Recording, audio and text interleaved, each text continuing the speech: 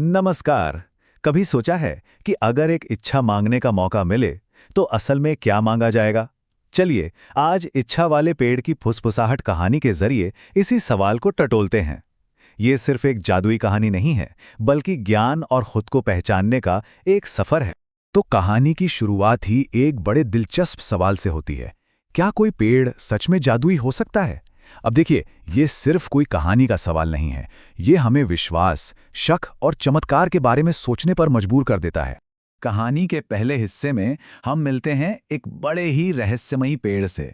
ये कोई ऐसा वैसा पेड़ नहीं है, बल्कि एक ऐसा पेड़ है जो गांव वालों के लिए कह सकते हैं कि एक पहेली बन गया है और बहस का मुद्दा भी।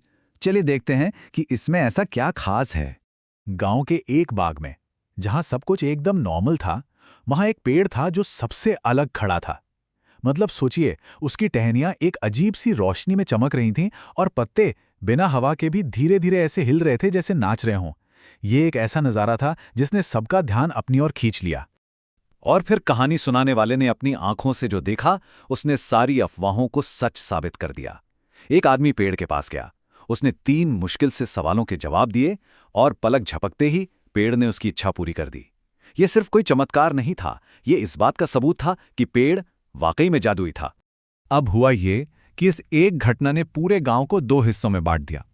एक तरफ थे वो लोग जो इसे भगवान का चमत्कार मान रहे थे, हाथ जोड़ रहे थे, और दूसरी तरफ वो लोग थे जो कह रहे थे, अरे नहीं, ये तो कोई धोखा है, कोई चाल है। यहीं से विश्वास और शक की असली लड़ाई शुरू होती है। तो सवाल ये है कि आखिर इस पेड़ से अपनी इच्छा पूरी कैसे करवाई जाए? भाई, ये इतना भी आसान नहीं था। इसके लिए एक परीक्षा से गुजरना पड़ता था। 3 सवालों की चुनौती जो किसी की भी समझ और हिम्मत को परख सकती थी। देखने में तो इस पेड़ के नियम बड़े सीधे साधे थे, पर उनमें गहराई थी। आपको बस पेड़ के सामने खड़े होना है, उसके 3 सवालों का जवाब देना है, और अगर आप सही साबित हुए तो आपकी इच्छा पूरी हो जाएगी। ये प्रक्रिया सिर्फ कुछ पाने के लिए नहीं, बल्कि खुद को परखने का एक मौका थी। और अब बारी थी कहानी के हीरो की। वो उस पेड़ के सामने खड़ा था। जाहिर है, दिल में डर तो था, पर जो जानने की उत्सुकता थी ना, वो डर पर भारी पड़ गई। उसने सारी हिम्मत जुटाई और अपनी किस्मत का सामना करने के लिए आगे बढ़ गया।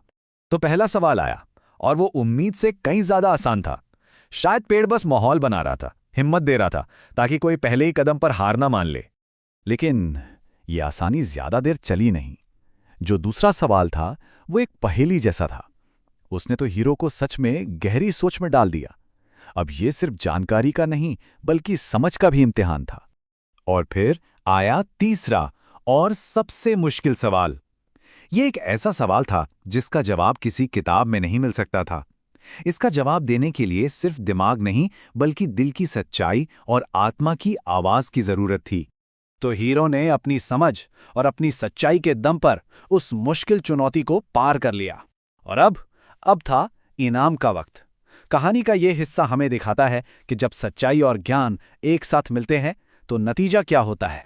और तीनों सवालों के बाद पेड़ से एक गहरी आवाज आई, तुमने सच्चाई और समझदारी से जवाब दिया है, तुम्हारी एक इच्छा पूरी होगी। अब यहां एक बात पे गौर कीजिए। पेड़ ने यह नहीं कहा कि सही जवाब दिया, उसने कहा सच्चाई और समझदारी से। और यहीं इस कहानी का पूरा सार छिपा है। तो सोचिए, जिसके पास दुनिया की कोई भी चीज मांगने की शक्ति हो, वो क्या मांगेगा? सोना? चांदी? कोई बड़ा सा महल? नहीं, उसकी इच्छा बहुत ही साधारण पर बहुत गहरी थी, कि वो एक अच्छा इंसान बन सके और अपने परिवार को खुश रख सके। बस यही वो इच्छा थी जो उसे सबसे अलग बनाती थी। और बस जैसे ही उसने ये इच्छा मांगी, एक मीठी सी रोशनी चारों तरफ फैल गई और उसकी मुराद पूरी हो गई। ये कोई बाहरी बदलाव नहीं था, जानते हैं, ये एक अंदर का बदलाव था, जो उसके सफर का सबसे खूबसूरत इनाम था। लेकिन रुकिए, क्या कहानी बस यहीं खत्म हो जाती है? एक इच्छा पूरी हुई और सब खत्म? नहीं, बिल्कुल नहीं। अब हम कहानी के उस हिस्से पर आते हैं जो हमें बताता है कि इस पेड़ का असली खजाना क्या था। तो इस पूरी यात्रा से हमें क्या मिला? देखिए, ये कहानी हमें जिंदगी की किसी भी मुश्किल को पार करने की 3 चाबियां देती है। पहली, ज्ञान, दूसरी, धैर्य, और तीसरी, सच्चाई। ये सिर्फ उस पेड़ के सवालों के जवाब नहीं थे, ये वो गुण हैं जो असल जिंदगी में भी हमें रास्ता दिखाते हैं। और आखिर में जाकर समझ आता है कि असली जादू इच्छा का पूरा होना था ही नहीं। असली जादू तो उस सफर में था, उस पूरे प्रोसेस में था, जिससे गुजरकर हीरो ने खुद को बेहतर बनाया। मतलब जो सीख मिली वही असली इनाम था। कहानी खत्म होते होते हमें पता चलता है कि वो पेड़ आज भी वही खड़ा है, और जो भी सच्ची नीयत लेकर उसके पास जाता है उसे रास्ता दिखाता है। अब वो सिर्फ इच्छा पूरी करने वाला पेड़ नहीं, बल्कि ज्ञान और खुद को बेहतर बनाने का एक सिंबल बन चुका है। तो ये कहानी हमें एक आखिरी सवाल के साथ छोड़ जाती है कि एक सच्ची इच्छा आखिर होती क्या है। शायद शायद सबसे कीमती इच्छाएं वो नहीं होती जो हमें दुनिया से कुछ दिला दें, बल्कि वो होती हैं जो हमें अंदर से बदल दें। इस पर सोचिएगा जरूर।